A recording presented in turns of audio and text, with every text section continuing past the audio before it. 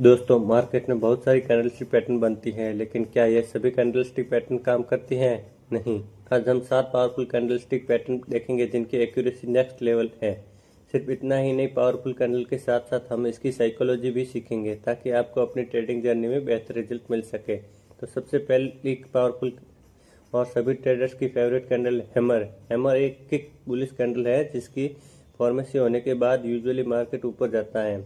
इस कैंडल की एक कंडीशन है कि इसकी शैडो की साइज उसकी बॉडी से 2 गुनी लंबी होनी चाहिए। जब ये कैंडल किसी सपोर्ट के आसपास बने तब हाईली चांस रहते हैं कि मार्केट एक अपर साइड मूवमेंट दे। जैसे कि यहाँ आप देख सकते हैं, इस सपोर्ट के आसपास हैमर का निर्माण हुआ और इसके बाद मार्केट ने ऊपर की तरफ मोमेंटम दिया भी। लेकिन आपको ये समझने की जरूरत है कि हैमर कैंडल में ऐसी क्या खास बात है कि ये बनने के बाद मार्केट ऊपर जाती है। हैमर बनने के बाद प्राइस ऊपर ही क्यों जाती है, प्राइस नीचे क्यों नहीं जाती? इस क्वेश्चन का सॉल्यूशन आपको हैमर कैंडल की साइकोलॉजी में मिलेगा। देखिए, स्टार्टिंग में प्राइस ओपन होती है और सेलर्स की वजह से प्राइस नीचे गिरने लगती है, पर किसी इम्पोर्टेंट सपोर्ट के पास बायर्स एक्टिव होते हैं और प्राइस को ऊपर की तरफ पुश करते हैं। एंड में प्राइस जहां ओपन हुई थी उसके भी ऊपर बायर्स प्राइस को क्लोज करवाने में कामयाब रहते हैं। शुरुआत में सेलर्स ने पूरी कोशिश की थी प्राइस को नीचे गिराने की, लेकिन एंड में बायर्स ने पूरा कंट्रोल लेकर अपना डोमिनेंस दिखाया, जिसके बाद हमें हैमर कैंडल जैसी फॉर्मेशन मिली। इस कैंडल में अभी बायर्स का डोमिनेंस है। जब दूसरी कैंडल भी इस हैमर के हाई के ऊपर क्लोज हो जाए तब हमें कंफर्म हो जाता है कि अब प्राइस यहाँ से एक अपर साइड मूवमेंट दे सकती है, क्योंकि ये दोनों ही कैंडल में बायर्स का डोमिनेंस है। अब दूसरी इम्पोर्टेंट कैंडल देखते हैं जो कि सेलर्स की पसंदीदा कैंडल में से एक है, वो है शूटिंग स्टार। शूटिंग स्टार भी एक बेयर्स कैंडल है जिसकी फॉर्मेशन होने के बाद यूजुअली प्राइस नीचे गिरती है, जिसकी भी एक कंडीशन है कि इसके शैडो की लंबाई इसके बॉडी से मिनिमम 2 गुना ज़्यादा होनी चाहिए।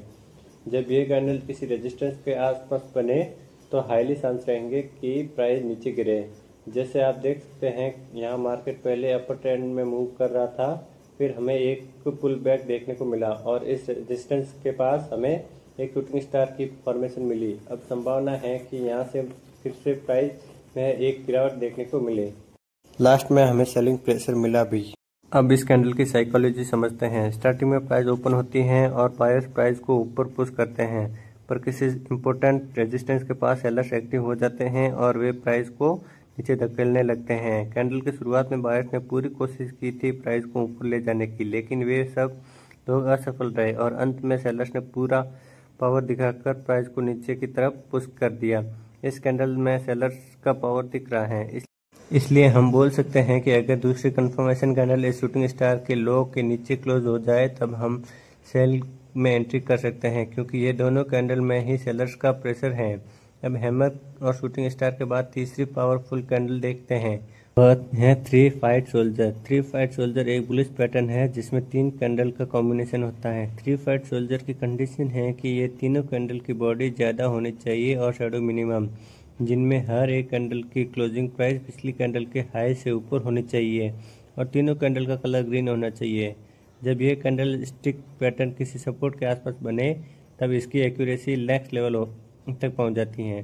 दोस्तों, क्या आप इसको 3 वाइट सोल्जर पैटर्न कंसिडर कर सकते हैं? नहीं, इसको हम 3 वाइट सोल्जर कंसिडर नहीं कर सकते, क्योंकि इसमें दूसरी वाली कैंडल की क्लोजिंग प्राइस इस फर्स्ट वाली कैंडल के हाई से नीचे है, इसलिए हम इसको 3 वाइट सोल्जर पैटर्न नहीं बोल सकते। अब 3 फाइट सोल्जर की साइकोलॉजी समझते हैं। पहली कैंडल बनती है और बायर्स का फुल पावर होने की वजह से प्राइस ऊपर ही क्लोज हो जाते हैं। दूसरी कैंडल ओपन होती है और इसमें भी बायर्स प्राइस को ऊपर पुश करने लगते हैं। दूसरी कैंडल भी ऊपर ही क्लोज हो जाती है। आखिर में तीसरी कैंडल भी ओपन होने के साथ बायर्स फिर से एक्टिव हो जाते हैं और एक बार फिर से प्राइस को ऊपर पुश करते हैं और प्राइस ऊपर ही क्लोज हो जाती है।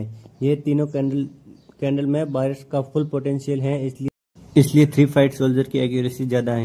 चलिए इसको एक एग्जांपल के साथ समझते हैं। यहाँ शुरुआत में प्राइस नीचे आता है, उसके बाद फिर से ऊपर चला गया।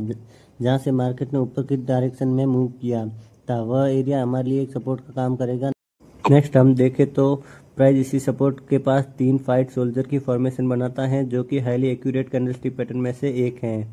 तो अब हम बाय में एंट्री कर सकते हैं, जिसमें स्टॉप लॉस इस 3 फाइट सोल्जर की लो से थोड़ा नीचे रखेंगे और प्रॉफिट टारगेट के लिए हम नज़दीकी रेजिस्टेंस का यूज करेंगे। आगे हमारा प्रॉफिट टारगेट भी कंप्लीट हो चुका है। दोस्तों, आपके लिए एक क्वेश्चन है कि हैमर की एक्यूरेसी ज़्यादा है या फिर 3 फाइट सोल्जर की एक वीडियो में पोज करें और आंसर अपने दिमाग में रेडी रखें। अगर आपने ये दोनों कैंडल की साइकोलॉजी ठीक से समझी होगी तो आप इसका आंसर तुरंत दे पाएंगे। देखिए, हैमर कैंडल में भी बायर्स का पावर होता है और 3 फाइट सोल्जर में भी, लेकिन हैमर में सिर्फ एक कैंडल को बायर्स का पावर मिलता है, जहां 3 फाइट सोल्जर में तीनों ही कैंडल को बायर्स का पावर मिलता है। इसलिए 3 फाइट सोल्जर की एक्यूरेसी ज्यादा रहती है इन कंपेरिजन टू हैमर। आपके नेक्स्ट हाईली एक्यूरेट कैंडल है 3 ब्लैक क्रो। इसमें तीनों कैंडल का इतना ही है कि 3 ब्लैक क्रो में तीनों कैंडल का कलर रेड होना चाहिए। बाकी सारी कंडीशन 3 फाइट सोल्जर जैसी ही है। यहाँ पर आप देख सकते हैं, प्राइस पहले ऊपर जाता है, फिर एक हल्का सा पुल बैक के साथ नीचे गिरता है। जहां से प्राइस नीचे गिरा उस एरिया को हम एक रेजिस्टेंस यूज कर सकते हैं। आगे प्राइस में रेजिस्टेंस के पास 3 ब्लैक क्रो की फॉर्मेशन बनता है, जो एक बेरिश सिग्नल है। तो फिर अब हम सेल में एंट्री कर सकते हैं। स्टॉप लॉस इस 3 ब्लैक क्रो के हाई से थोड़ा सा ऊपर और प्रॉफिट टारगेट के लिए हम नज़दीकी सपोर्ट का यूज करेंगे। नेक्स्ट, एक बड़ी गिरावट के साथ हमारा प्रॉफिट टारगेट कंप्लीट हो गया। चलिए इसकी साइकोलॉजी समझते हैं। स्टार्टिंग में प्राइस ओपन होती है और सेलर की वजह से प्राइस नीचे आती है और नीचे ही प्राइस क्लोज हो जाती है। दूसरी कैंडल में भी सेलर्स की एक्टिविटी ज्यादा होने की वजह से प्राइस ओपन होकर नीचे क्लोज हो जाती है और थर्ड कैंडल में भी सेलर्स का पावर ज्यादा होने की वजह से प्राइस में ओपन होकर नीचे क्लोज हो जाती है। इन तीनों ही कैंडल में सेलर सेल करने में ज्यादा इंटरेस्टेड है, इसलिए ये संभावना है कि आगे भी प्राइस नीचे गिर जा सकती है। दोस्तों, इस वीडियो में हमने ट्रेडिंग के बहुत सारे न्यू कंसेप्ट ऐड किए हैं, जिसमें कि आपकी ट्रेडिंग जर्नी सिंपल हो जाए। वीडियो बनाने में हमारी पूरी टीम की बहुत ज़्यादा मेहनत लगी है। अगर आप हमें सपोर्ट करना चाहते हैं तो एक लाइक ज़रूर कर देना।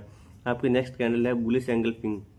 ये कैंडल स्टिक पैटर्न 2 कैंडल के कॉम्बिनेशन से बनती है, जिसमें पहले वाली कैंडल का कलर रेड होना चाहिए और दूसरी बड़ी कैंडल का कलर ग्रीन होना चाहिए। ये बुलिश कैंडल है तो ये किसी सपोर्ट के आसपास बननी चाहिए। इसकी एक और कंडीशन है कि यह फर्स्ट वाली कैंडल का हाई एंड लो पूरी तरह से दूसरी कैंडल वाली ग्रीन कैंडल के अंदर होना चाहिए। यहाँ पर आप देख सकते हैं कि इम्पोर्टेंट सपोर्ट के पास बुलिंग एंगल्फिंग का निर्माण हुआ और फिर प्राइस ने अपर साइड मूवमेंट दिया था। इसके पीछे की साइकोलॉजी समझते हैं। स्टार्टिंग में प्राइस ओपन होती है और सेलर्स की वजह से प्राइस नीचे मूवमेंट देती है और नीचे ही कैंडल क्लोज हो जाती है। मतलब इस कैंडल में अभी सेलर्स का डोमिनेंस है। दूसरी कैंडल हल्का सा गैप डाउन होकर ओपन होती है, जहां सेलर्स प्राइस को नीचे ले जाने की कोशिश करते हैं, लेकिन करेंटली बायर्स एक्टिव हो जाते हैं और वे प्राइस को फुल पावर के साथ ऊपर पुश करने की कोशिश करते हैं और बायर्स प्राइस को फर्स्ट कैंडल के हाई के ऊपर क्लोज करवाने में कामयाब रहते हैं। यहाँ इस कैंडल में सेलर्स का डोमिनेंस था, लेकिन दूसरी कैंडल में बायर्स का डोमिनेंस देखने को मिला। जब दूसरी कैंडल इस ग्रीन कैंडल के हाई के ऊपर क्लोज हो जाती है, तब हम बाय में एंट्री कर सकते हैं। इसी तरह आपकी दूसरी पैटर्न है बेरिश एंगल्फिंग। इसका निर्माण होने के बाद यूजुअली मार्केट नीचे गिरता है। इसमें यह फर्स्ट कैंडल का कलर ग्रीन होना चाहिए और सेकंड कैंडल का कलर रेड होना चाहिए। ये बात जरूरी है कि बेरिश एंगल्फिंग की रेजिस्टेंस के आसपास बननी चाहिए, तभी इसकी एक्यूरेसी बेहतर रहेगी। इसमें भी यह फर्स्ट कैंडल का हाई और लो पूरी तरह से इस कैंडल के अंदर होना चाहिए। आप देख सकते हैं यहाँ इस इम्पोर्टेंट रेजिस्टेंस के पास एक बेरिश एंगल्फिंग का निर्माण हुआ और फिर प्राइस ने एक डाउन साइड की मूवमेंट दी थी।